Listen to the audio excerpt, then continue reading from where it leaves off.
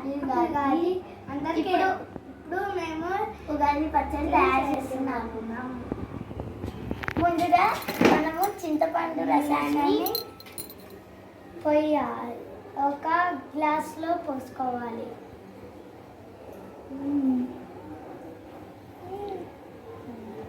ఇప్పుడు మనం పూరేకుల్ని దీంట్లో యాడ్ చేసుకోవాలి.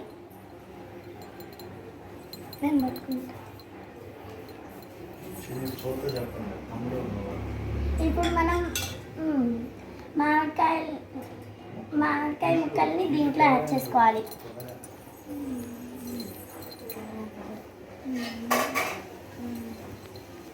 ఇప్పుడు మనం కొంచెం బెల్లాన్ని యాడ్ చేసుకోవాలి.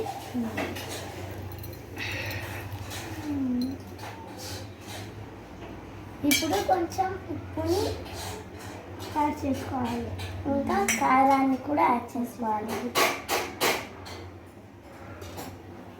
ఇప్పుడు మనం దీన్ని మిక్స్ చేయాలి.